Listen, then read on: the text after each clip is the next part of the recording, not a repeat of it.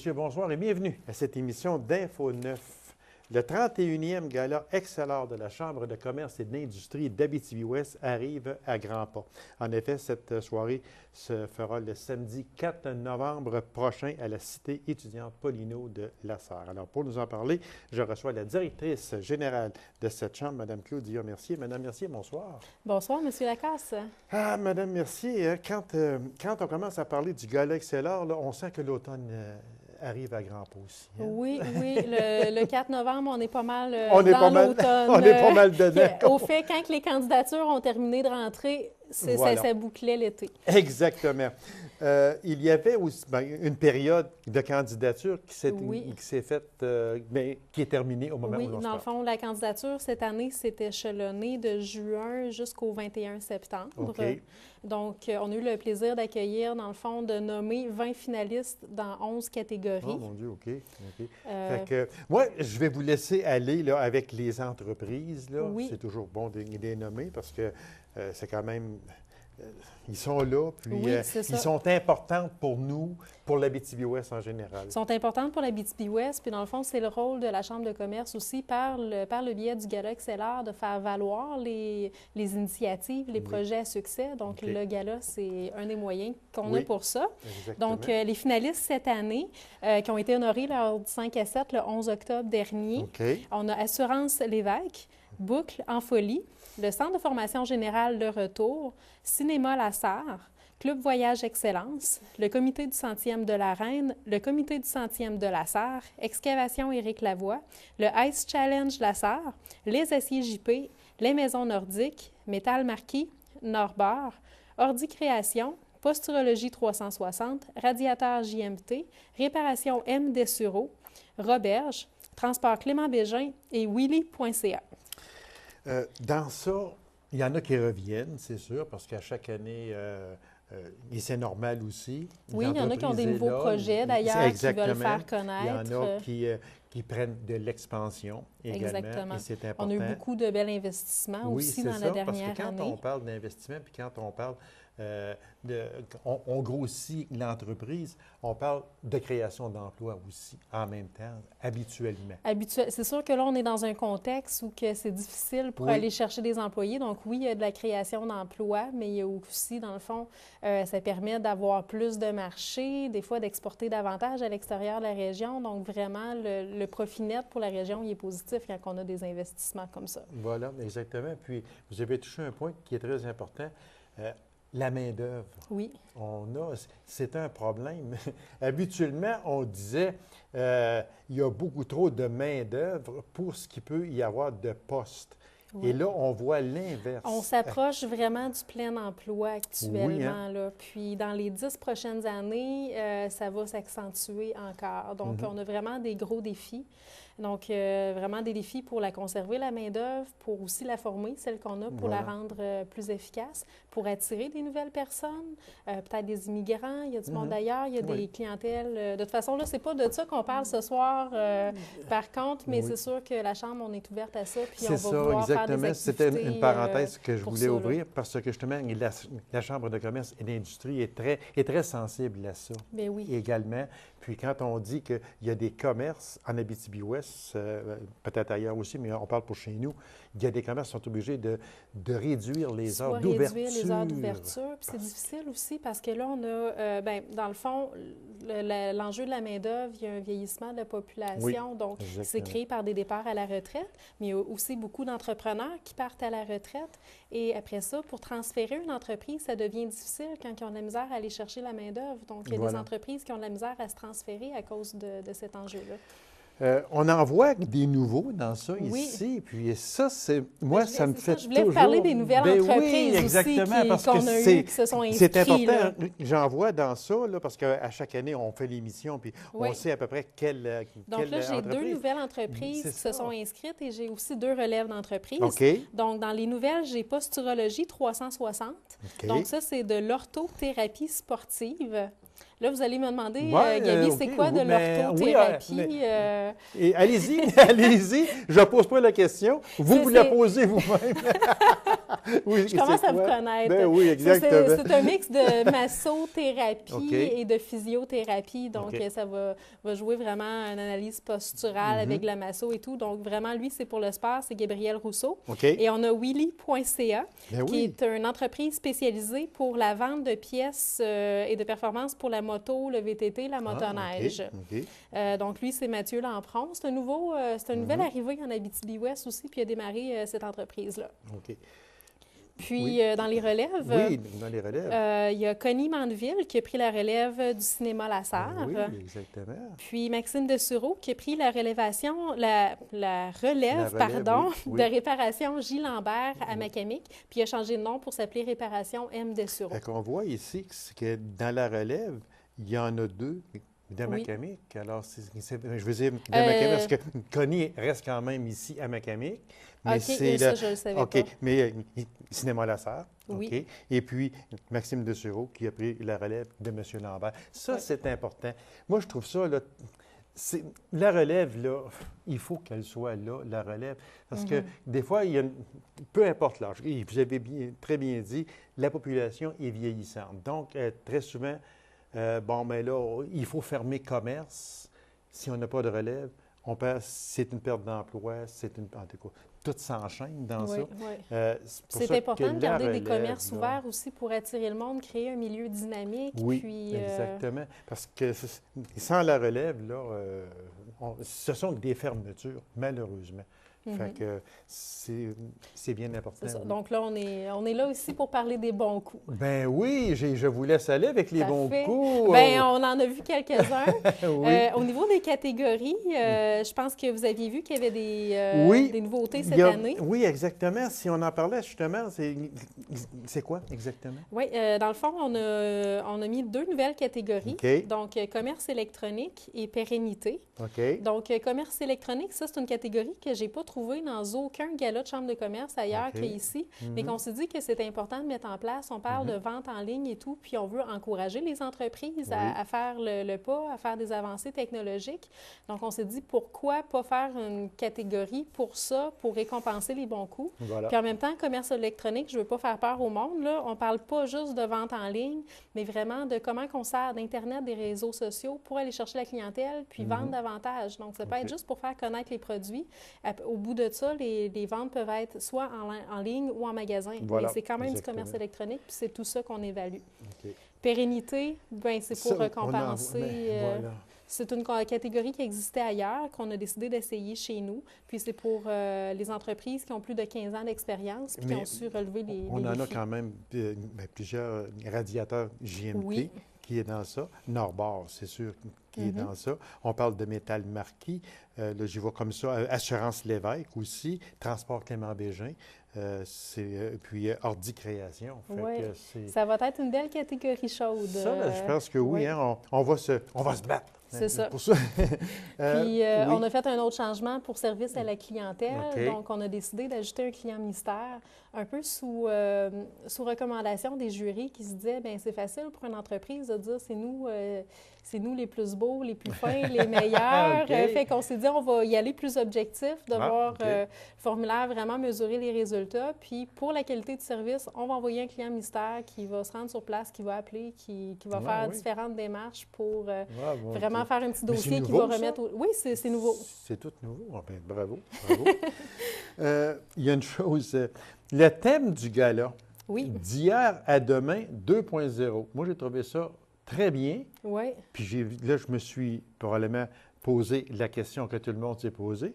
Pourquoi 2.0? Pourquoi 2.0? D'hier à demain, si on parle du centenaire, etc. Bien, il y avait beaucoup de municipalités qui fêtaient les centièmes, que ce soit cette année, l'année prochaine. Et l'année prochaine, il y en a encore, donc, ça, c'est le d'hier. Souvent, on dit d'hier à aujourd'hui, mais là, nous, on dit une entreprise, dans le fond, elle a tout son bagage qu'elle a accumulé au cours des années, mais il faut garder un regard vers l'avenir, vers le futur, donc d'hier à demain.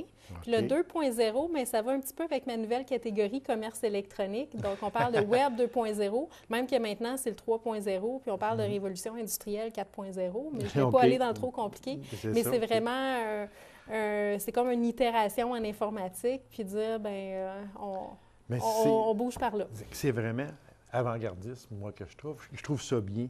D'hier à demain, ça le disait.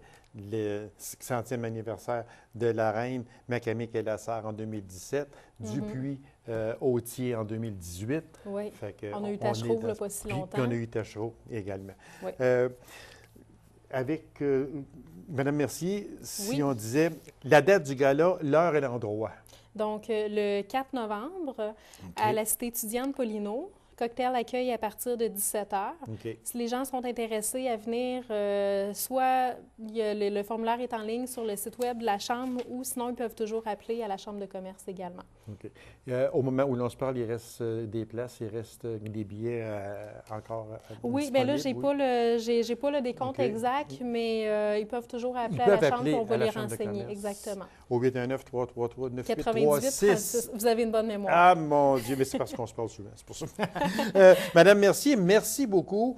Bon gala. Merci Bonne beaucoup. chance à tout le monde. Puis, on va se revoir après gala pour venir nous donner justement la liste des lauréats, etc. Alors, Madame Mercier, merci beaucoup. Merci, bonsoir. Merci. Alors, courte pause, mesdames et messieurs, on revient immédiatement après. Restez avec nous.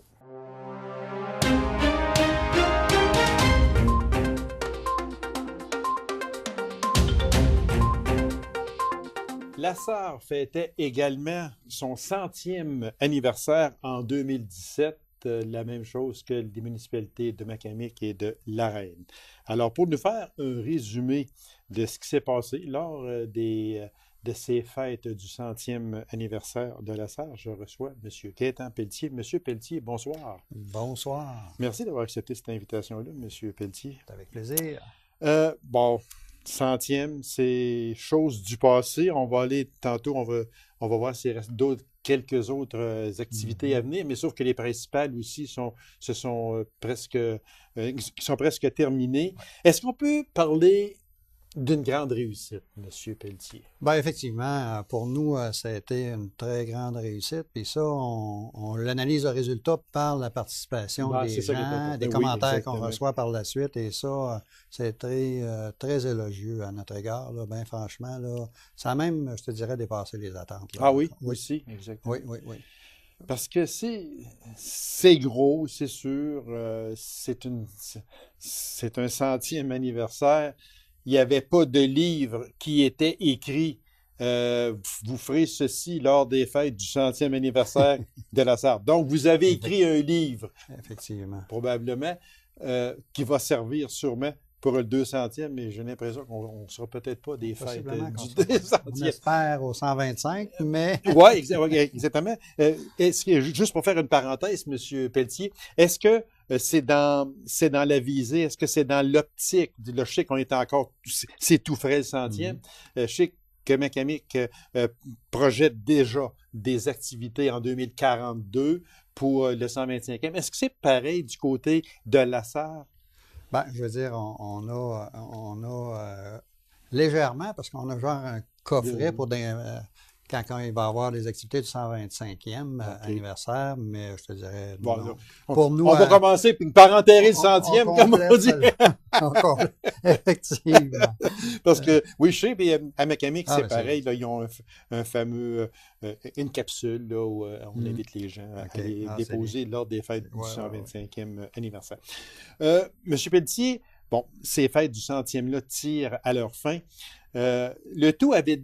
Est-ce que ça avait débuté le 1er janvier là, par un réveillon à l'Arena Nicoloto? Oui. Est-ce que c'est ben, effectivement, à part peut-être, oui, c'était l'activité de la soirée canadienne qu'on a appelée. Oui. Ça a été vraiment le lancement. Il y avait eu, par contre, quelques semaines avant, le lancement du livre du 100e qui avait lieu au mois de novembre. Puis on avait lancé le début de notre programmation au mois d'octobre.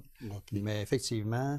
Pour nous, c'était quelque chose d'important, la soirée canadienne, parce que c'était pour voir comment est-ce que les gens allaient répondre à ça. Est-ce que les gens allaient embarquer là-dedans? Vu que c'était le 31 décembre, dans la nuit du 31 au 1er... On avait un défi, parce qu'on avait un défi bien franchement là-dessus, parce que beaucoup de gens nous avaient dit que ça ne sera pas facile de faire une activité.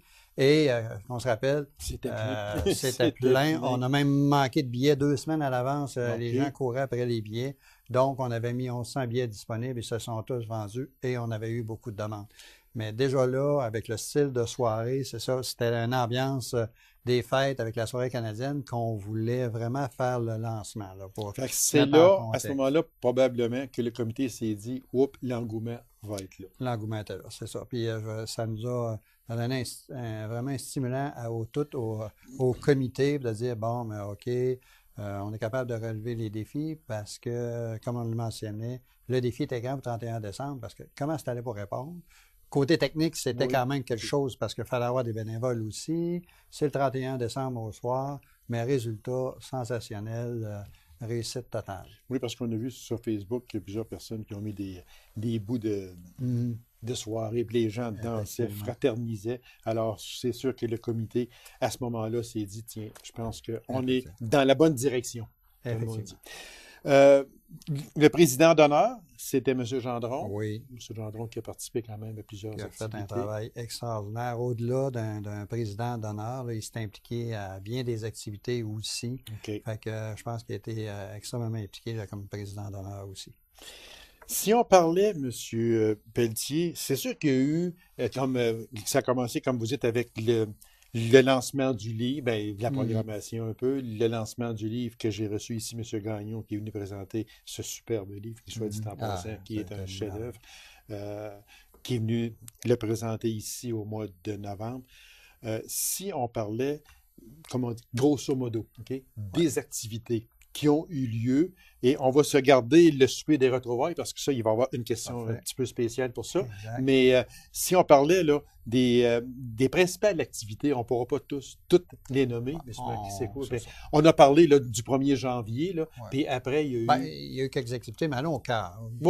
Comme tel, des activités qui ont eu lieu du 28 juin au 2 juillet. Oui. On a débuté le 27, une petite activité très spéciale qui était au niveau de la plantation de 100 arbres. OK. Pour souligner aux participants, souligner les 100 ans de la ville, mais en même temps pour faire un suivi à titre de capitale de la foresterie. Fait que c'est un suivi qu'au niveau des gens de la foresterie ont voulu faire régional, là, bien souligner ça. Le des arbres. C'était très bien pensé, exactement. Oui. Fait que ça a été bien. Le 28 juin, qu'est-ce qui a fait officiellement l'ouverture? C'est le train, c'est le voyage en train. À partir de Tachereau. Ça a été vraiment quelque chose d'exceptionnel. Et ce qui est intéressant, c'est qu'on le fait, les trois villes, les trois villages avec nous, Macamic, La Reine. On a fait ce voyage-là ensemble. Ça a été quelque chose de vraiment exceptionnel. Ça, moi, j'ai trouvé ça vraiment, là, les mots me manquent quasiment, le mot extraordinaire, le mot fantastique, une collaboration, peu importe. D'avoir pensé de placer à l'intérieur de ce train-là, qui partait de Tachereau, c'est ça? Qui partait de Tachereau, qui s'en allait à la Sarre, d'avoir placé des personnes des 3 municipalités. Moi, je ne sais pas qui a pensé à ça, mais bravo. Bravo, ça, 1000 fois bravo. D'ores et déjà, les 3 municipalités, sur certains projets, on était ensemble. Oui, je parlais il y avait une communication. Exactement. Ça, c'est important parce qu'on avait peut-être peur un peu que des activités se fassent la même journée à la Sarre et à Macamic ou à la Reine. Mais non, vous avez chacun... vous êtes assis ensemble. Moi, bravo. Bravo aux 3 comités. Ça, c'était un très beau point. Oui. Alors, je vais revenir au train, justement, parce qu'il y avait des gens. Ça, là, ce train-là, j'ai l'impression, M. Pelletier, vous me corrigerez si je suis dans le champ, là, mais vous auriez mis 20 wagons puis arrêté plein. Ah, ça, c'est sûr. D'ailleurs, on a dû faire la sélection. M. Régent Labbé, qui était responsable de cette activité-là, a dû faire une sélection. Ça n'a pas été facile, ça. Non, on l'a divisé. On autorisait le nombre de personnes qui étaient liées à la Reine, qui étaient liées à Macamic et à nous. Puis là, on laissait aux organisations s'organiser avec chacun parce que faire la sélection, c'est déjà pas facile. Oui, exactement. Mais la chimie, l'échange qu'on a eu sur le train, là-dedans aussi, ça a été bon, les échanges, puis avec une animation. Exactement. La troupe à cœur ouvert était là avec exactement. nous. Et ça chantait. Puis même, on a vu des personnes d'un certain âge. Je dis, ici, là, quand on passe ici, là, moi, là, mon grand-père ou mon père avait ici, tu sais, là, c'était... Puis c'est assez spécial de prendre le train, là, quand ça fait des années et des années. Mais moi, le train de Tachereau à la Sarre, je ne l'avais jamais fait. Tu sais, quand tu passes sur une rail, là, les à côté, la verdure, tu vois ça sur un plan différent. Juste la rentrée à la Sarre, là, Je ne me reconnaissais pas. Là. Où qu'on rentrait, puis on rentrait par nord-bord. Oui, c'est ça, exactement. Là, oui. fait que là, puis tu vois ça sur un autre angle. C'était Avez-vous spécial. été impressionné du nombre de personnes qui attendaient l'arrivée du train? Il a fait du monde. Ça, là, quand tu étais à l'intérieur, là, puis j'étais assis à côté de M. Gendron, là, on n'en revenait pas tout le monde. On voyait ça, là, puis c'était comme l'ampleur de dire les premiers arrivants, quand ils ont arrivé, peut-être qu'il y avait 20-25 personnes, mais nous, il y avait 2000 personnes qui étaient là, puis quand on est arrivé là, c'était épouvantable de voir ça. Là, on a dit, wow, là, c'est un wow. Là, c'est un wow. C'est un démarrage des activités qui va se faire grandiose. À partir de là, ça l'a pas arrêté. Ça a été plein par la suite aux différentes activités. En tout cas, j'ignore qui a pensé faire ce petit voyage en train-là, mais en tout cas, chapeau. Chapeau. M. Régent Labbé a travaillé très, très fort sur ce dossier-là. Puis je vais dire, on a eu la réponse à la dernière minute, même si ça faisait plusieurs mois que c'était un dossier qui était travaillé. Parce que là, il n'y avait pas passé de train passager ici depuis. Mon Dieu, je ne me souviens même pas le dernier qui a passé. Là. Puis là, refaire ça, demander aux Siennes d'avoir des wagons qui venaient probablement de Sainte-Terre, probablement, puis venir à Tagersou. Je vais dire là-dedans, c'est un train qui est parti des États-Unis pour venir ici. Hein? Ah oui? Ah oui, il était réservé. Puis on a eu des commentaires à travers le Canada à savoir comment est-ce qu'on avait fait pour obtenir ça, parce qu'ils ont de la demande là, énormément là-dessus. Mais c'est un train qui est parti des États-Unis. Mon Dieu. Bravo. 1000 fois bravo, comme on dit. Puis on poursuit un peu avec les activités. Après ça, on a suivi tout de suite après avec l'inauguration de la promenade. Oui. Encore là, les gens se sont déplacés en nombre et une chose. Puis on avait l'inauguration de la promenade en même temps, le dévoilement de l'œuvre de M. Barry, qui est une œuvre fantastique. Le cheval du temps, c'est bien. Il y avait aussi l'œuvre aussi commémorative du centenaire, là, qui est la famille, puis ainsi de suite, là, qui a été fait aussi. Fait que tout ça, suivi d'un cocktail de bienvenue pour tous nos partenaires financiers sur le chapiteau. Après ça a conclu là, pour cette journée-là.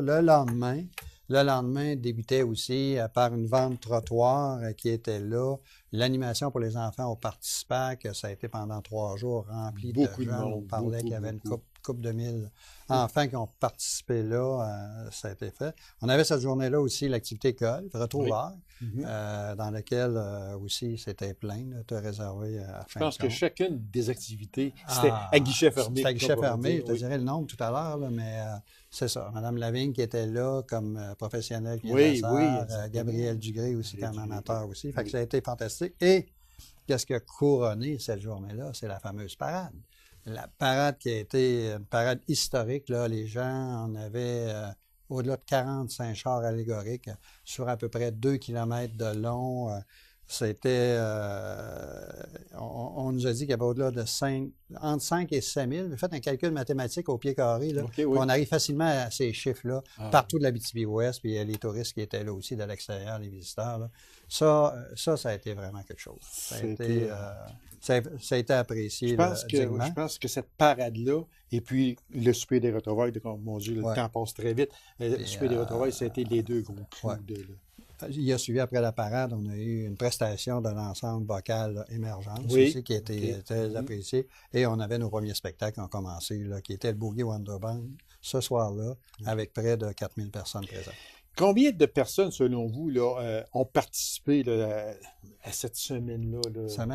Selon tout, si on aurait mis des guichets, là, selon la chose, c'est 37 000 qu'on a évalué. 37 000 personnes. Ah, bravo aux gens de pour nous, c'est pour ça que je disais au début, ça a dépassé toutes nos espérances. Puis je suis certain que Mme Perrault, que j'ai reçue ici, disait aussi qu'il y a eu énormément de personnes à la Reine. À Macamic, c'était aussi presque à guichet fermé chaque activité.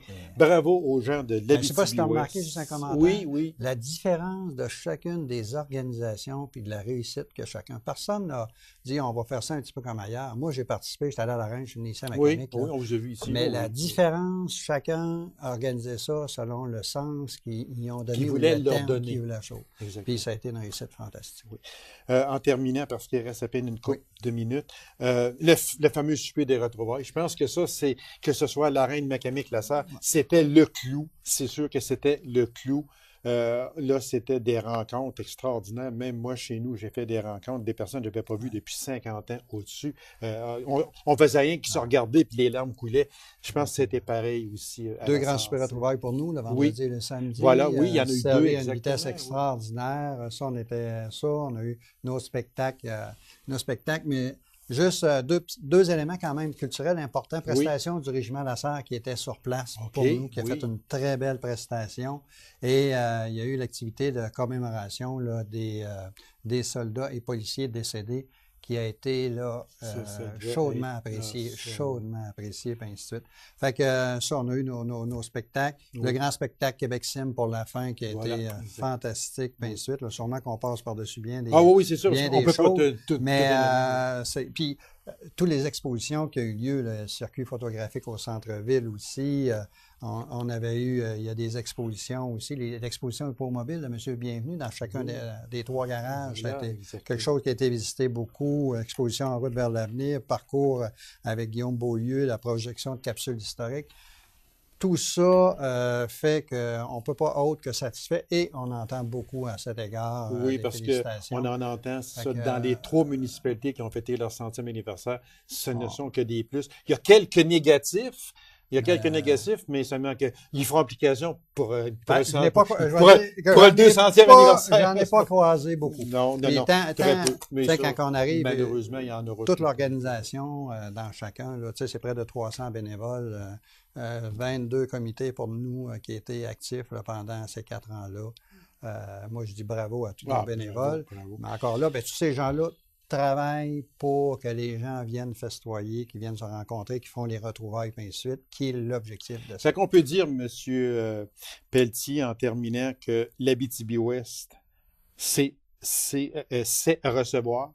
Et puis, les gens ont été bien accueillis dans les 3 municipalités qui ont fêté leur 100e. Puis, moi, je lève mon chapeau, je dis bravo au comité de la Sarre autant qu'aux 2 autres.